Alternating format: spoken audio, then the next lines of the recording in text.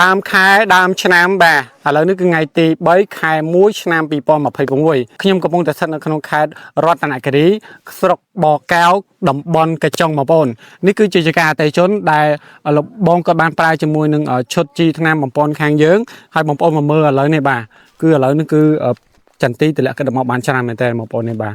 គឺសណ្ដងផ្កាគឺវែងល្អដែលវាមានលទ្ធភាពក្នុងការបំពន់ក្តាប់ចន្ទទីបានច្រើនហើយត្រត្រង់ក្តាប់ចន្ទទីរបស់យើងឲ្យវាអាចមានលទ្ធភាពដាក់សាច់បានណែនហើយមានទម្ងន់ធ្ងន់ហើយជាពិសេសបងប្អូនមកមើលសបល់គឺសបល់ក្របចន្ទទីគឺភ្លឺថ្លាល្អមែនតើបងប្អូនសម្រាប់អាសភាពចន្ទទីបែបនេះបងប្អូនគឺមិនមែនជាអាកាសធាតុវាឲ្យយើងទេគឺកើតចេញពីម្ចាស់ចការគាត់បានមើលថែដដល់បំពន់បានត្រឹមត្រូវការពារបានតាន់ពេលវេលាពីព្រោះណាបងប្អូននឹងស្រាប់ហើយនៅក្នុងដើមខែ1នេះគឺពេលថ្ងៃក្តៅខ្លាំងពេលយប់មេឃចុះត្រជាក់ខ្លាំងហើយវានាំមកជាមួយនឹងទឹកសន្សើមដែលវាអាចនឹងបំផ្លាញផ្កាចន្ទទីបងប្អូននិងក្តិតចន្ទទីបងប្អូនគ្រប់ពេលអញ្ចឹងសម្រាប់បងប្អូនដែលមកដល់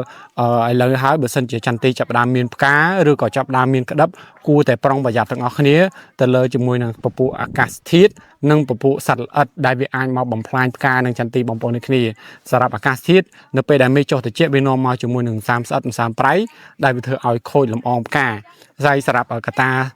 សត្វល្អិតបងប្អូនសម្រាប់សត្វល្អិតនោះគឺមានដូចជាពពួកមមាជហើយនិងស្រមាលបងប្អូនសម្រាប់មមាជនិងស្រមាលនោះវាទៅ